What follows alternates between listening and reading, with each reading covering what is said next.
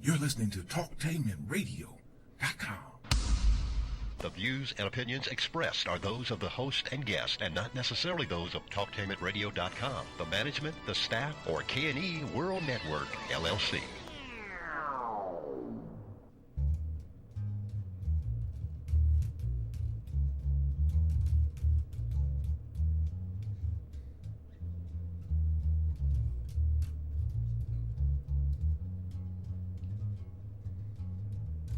Hello, this is Talk Taming Radio, and welcome to Stairway to Heaven. I'm your host, Dr. Bass Claude Smith, and tonight we are going to talk about different things, music, people, places, and anything else that comes on.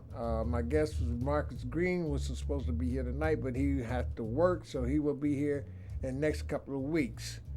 My subject I'd like to say tonight, I haven't forgot, as I said before, next year.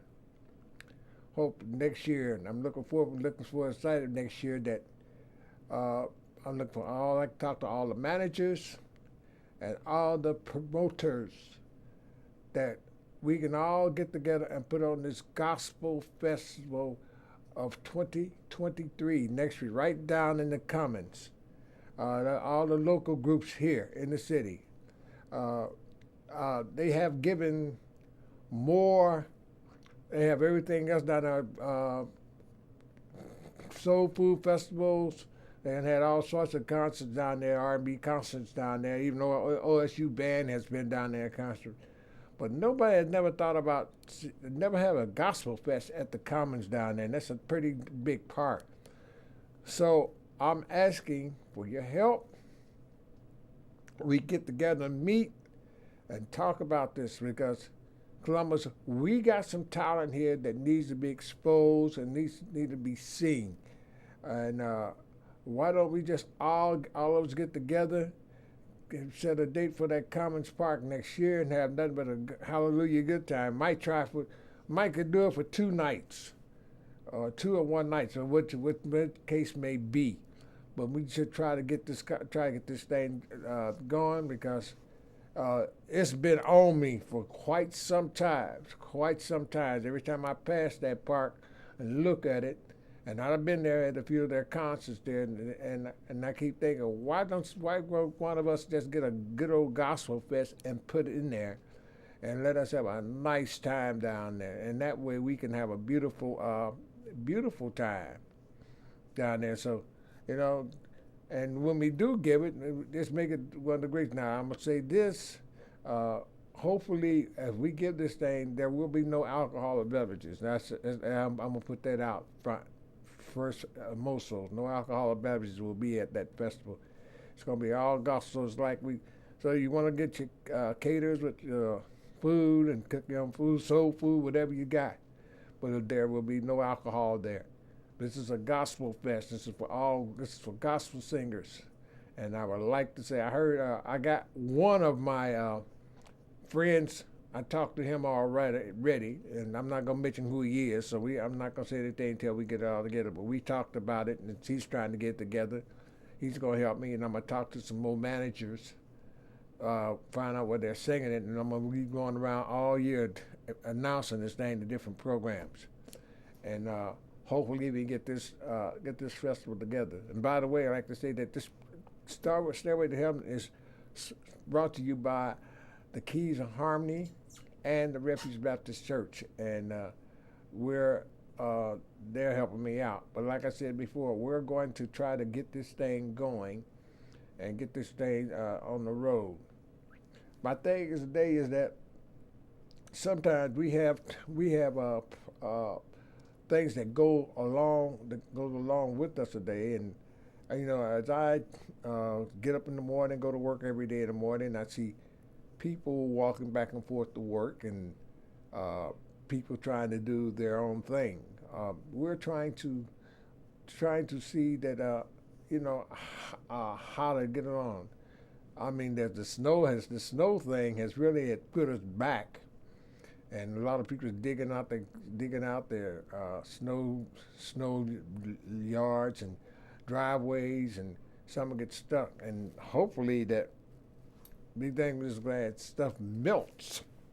And so we can go back to normal, but a lot of people have got stuck. Some people got sick, and maybe we need to, maybe we get certain people in the city to go down these little small streets and salt them down and keep this stuff salted. Maybe people can get out, but we just have to go along with it until this stuff melts. Now, my main thing is this today, and like I asked y'all to look out for my son. Son just had surgery yesterday, and he's coming along fine, and I'm asking for your prayers. Now, mostly, there's one thing I would like to say, and this is what I'm dealing with.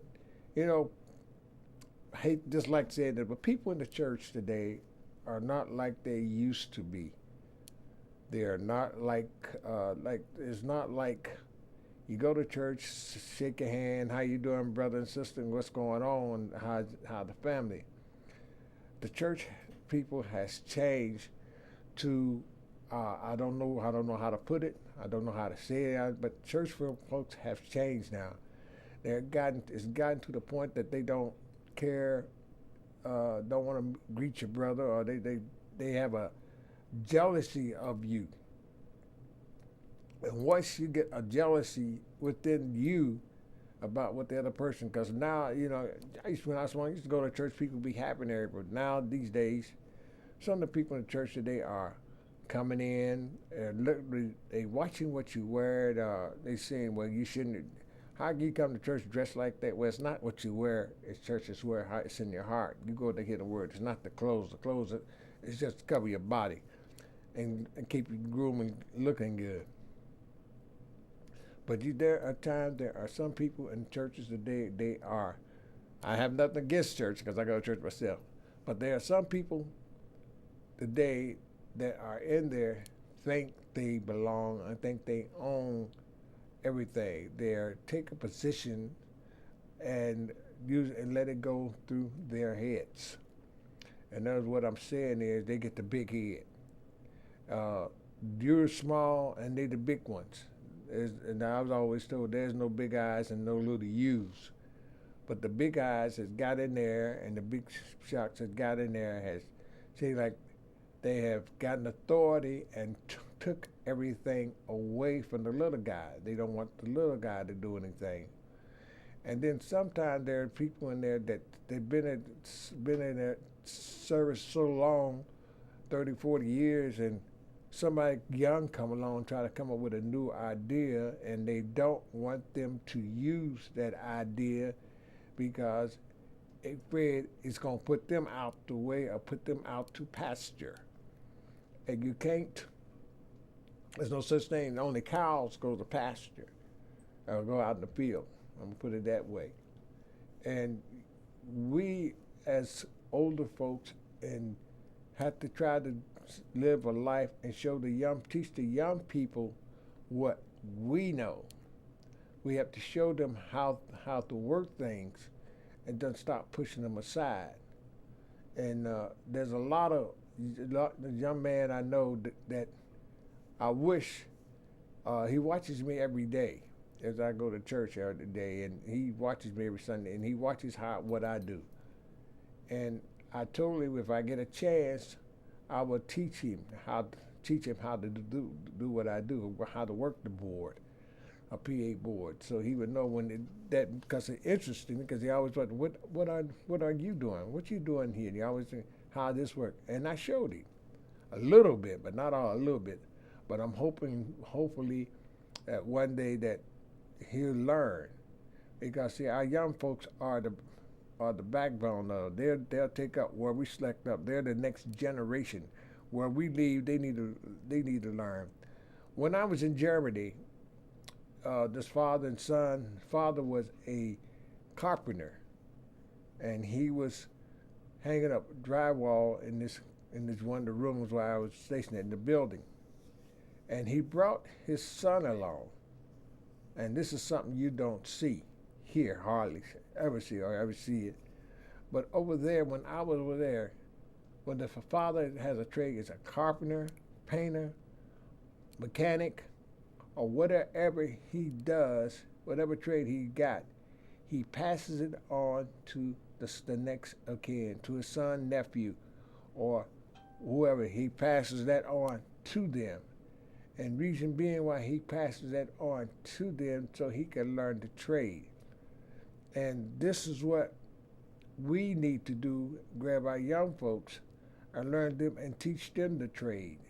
And teach them what we know and teach them what we know, how to do and how to read certain things, how to do this. Because whatever you do, and you got a young man or a young lady watching what you're doing, they say, oh, I want to get into that.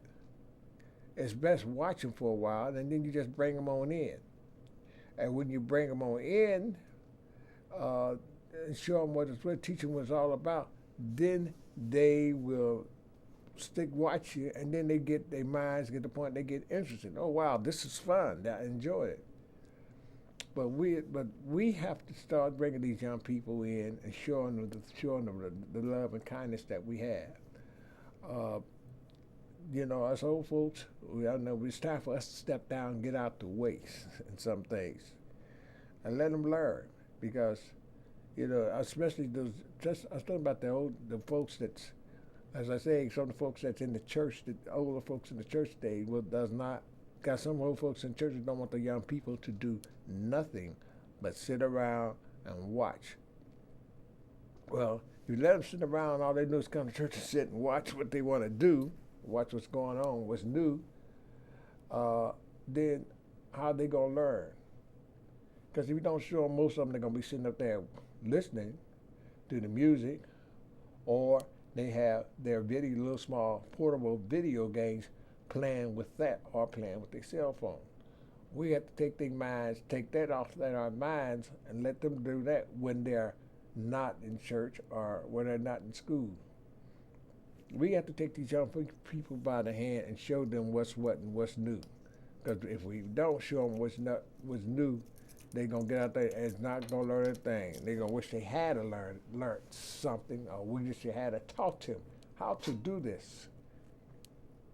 But if we don't, they're going to be stuck like Chuck. And I mean to say, I'm sorry to put it that way, but that's just the way I have to put it that way.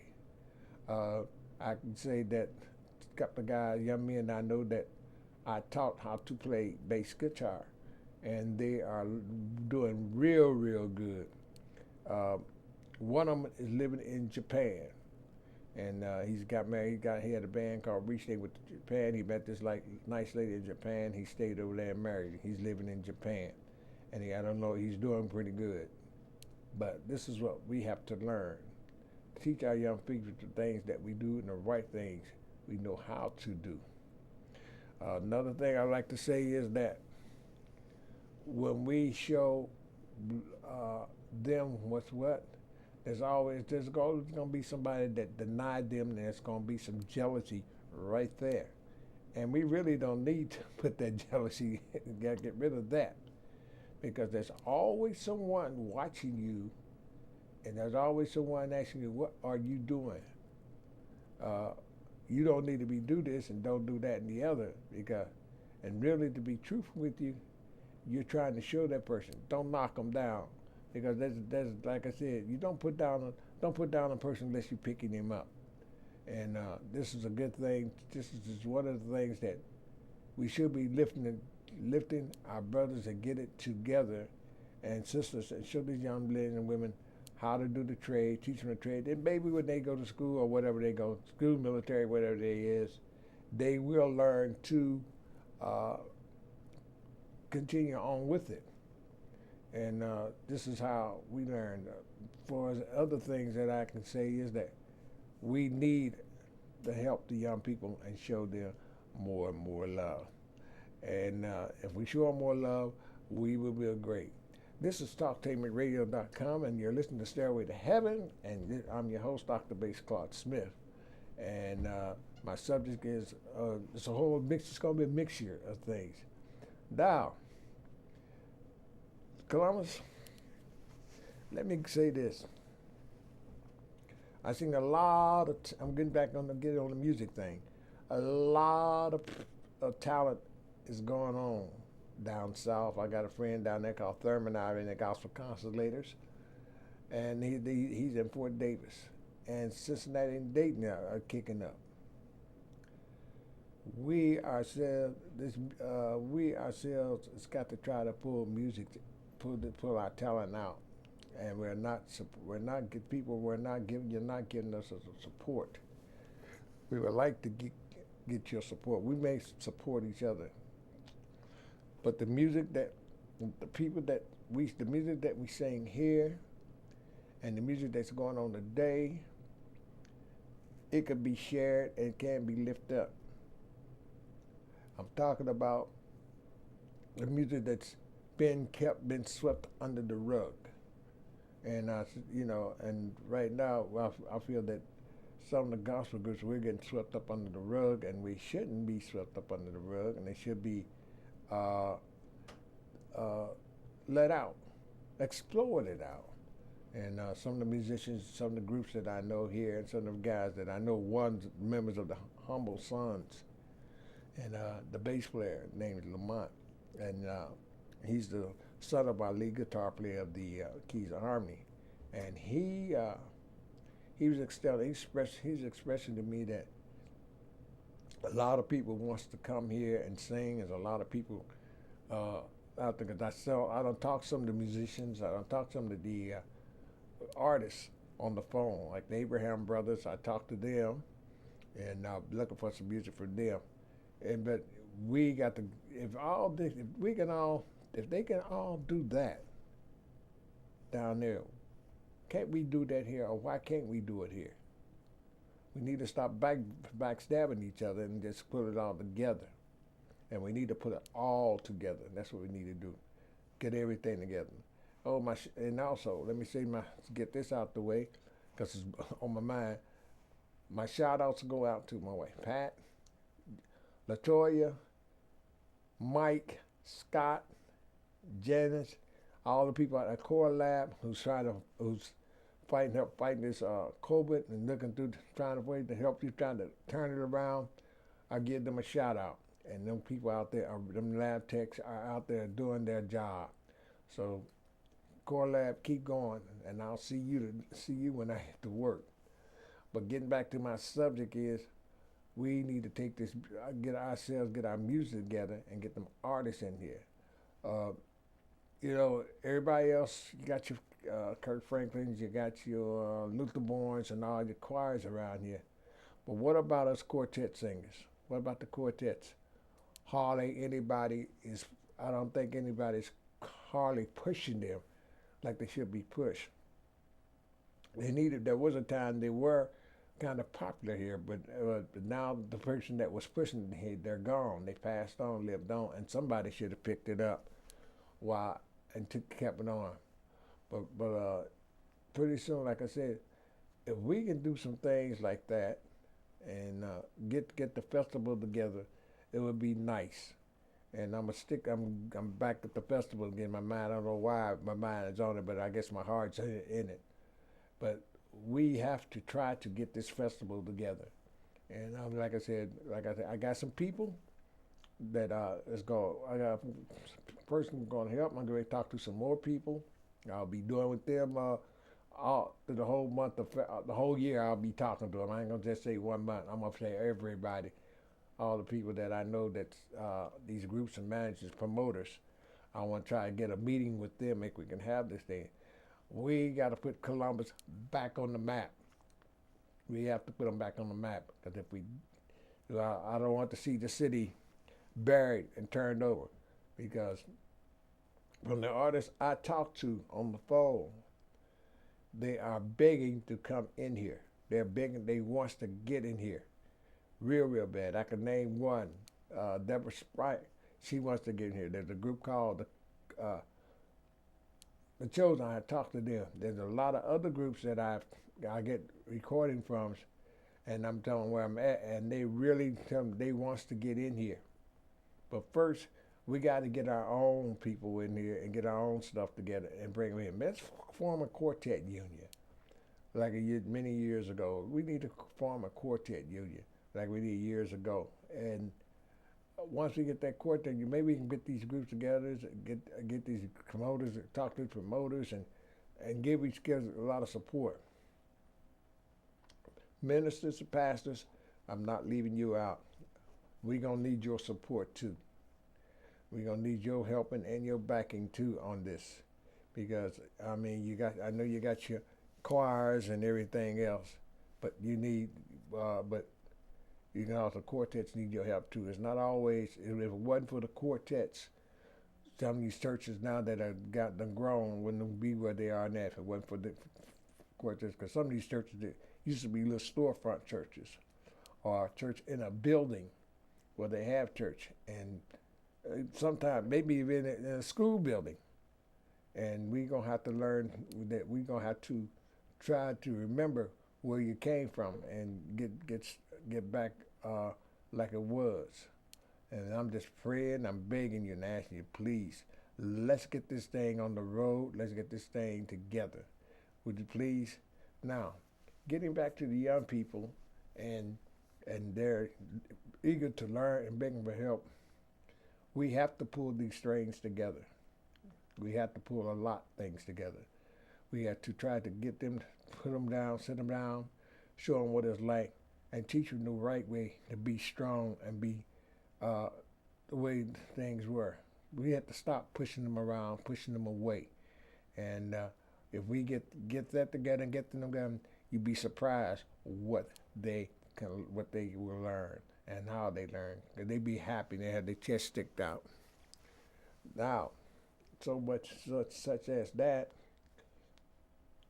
as my music thing is, it's a lot of groups out there that I know, and I might start doing some things this year. Soon I get permission and everything. We're gonna start playing these groups, telling you where they're from, talking to the managers, and maybe I have them call them on the phone, have them call on the phone and interview them, let them give the history of how they got started. Robert Blair and the Violinaires, the late Robert Blair Violinaires, they started in Detroit and Michigan, and I was about 15, I think about 15 years old when I first saw Robert Blair at a station in Cincinnati. The group I was with was the Mighty Gospel Tribe, the older guys, and I was the youngest member of the group, and they were in the studio recording, broadcasting. They was there. Then after that, there's another group I ran into was the Gospel Keynotes with Willie in Tyler, Texas, and they're gone. It's a new set of keynotes now, but we need to bring them guys, play some of their stuff, and bring them guys back out. We got a new set of keynotes. We got a new sets of violinaires. I've got a new set of the Pilgrim Jubilee. Clay is the only one left of the original Pilgrim Jubilee, so they're a new set now. And I haven't heard how they sound, but I would like to hear how they sound. I might have to call Clay and ask him, get an interview with him on the show one day, have him talk about the Pilgrim Jubilee. Them guys out of Chicago, I mean, they had a style way different from everybody. I believe the style they had was beautiful, but it's a little different from everybody. There we go from there. Then we found out a couple of days ago, looked up, Reverend Thomas Spam of the Brooklyn All-Stars. He's the oldest gospel, him and Spencer Till are the oldest gospel quartet singers out there. Thomas Spam, manager of the Brooklyn All-Star, is 93 years old. And he's still out there singing with the young guys. I might as well say them young guys under him, them young men under here. And he's hanging in there with them. He's 93 years old, and he is still kicking on. He done made some songs like, last CD I got of him was Just Look at Me Now, and I Got My Ticket. And he's still got that deep voice, and he had that one song, Let Me Lean on You, and he wrote that. And he's out there doing his thing, and he got them young men still when they hanging in there with him. Also, Spencer Taylor of the Brooklyn of the Highway QCs. He's up in age. He's still out there singing, and his sons out there are Spencer Taylor Jr. and his sons. They're carrying on the group's name, and they're still going strong. And whoever I can say that Johnny Taylor, Sam Cooke, and all of them got their start from Spencer Taylor before they went out on their own. You know, Sam Cooke left and went with the Soul Stirrers, and he sung with them. Then he went out, broke out and went to the R&B thing, and he was popular there. Spencer Taylor,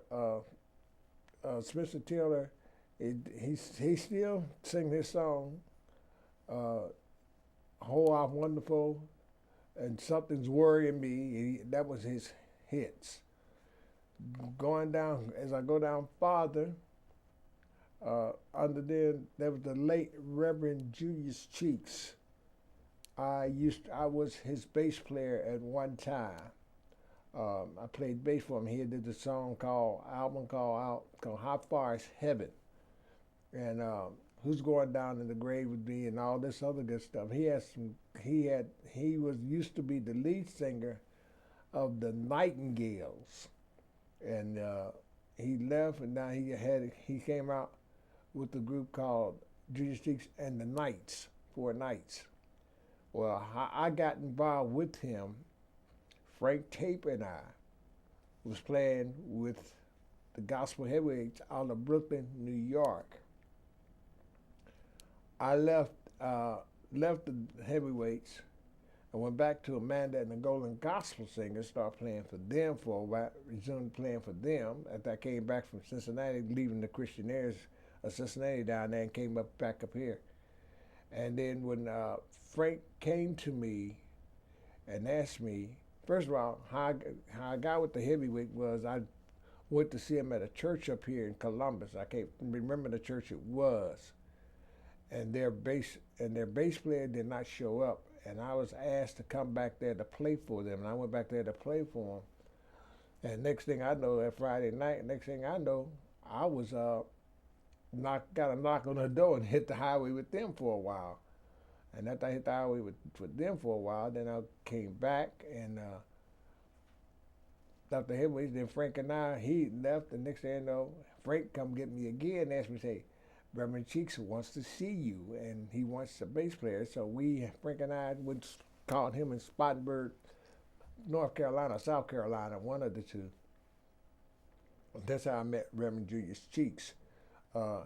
He's gone. He's one of the top legend, and he was at one time. I said he's with the Nightingales at one time. He broke out and got his own group called the Knights. That's a gone, long living legend. Another one, Claude Jeter. Swans at the Swan Silvertones. Song "Oh Mary, Don't You Weep." Them guys that sung. That's when they was playing a lot of quartet music. And now the people today see like they're putting the quartet music aside for this new stuff. But you can't, that's the root of gospel. That's the basic of gospel music. Besides what our ancestors, our uncles, grandfathers, grandmothers sung back in the slave days, and they wrote this and got this together. So this is there. And as I continue on from Julius Cheeks to like I said, Claude Jeter. Then there's another one, Joe Ligon, the great Joe Ligon, the late mighty Joe Ligon, and the Mighty Clouds Are Gone. Joe Ligon changed the style of quartet music. When he came out with his style of gospel music, that's when it began to change into the style that he had put out. And each one of the gospel group listened to it. Okay, and now once we Joe was the head maker. He was the head. All right, my YouTube fans, and hey, I'll see you next time. Have a good day.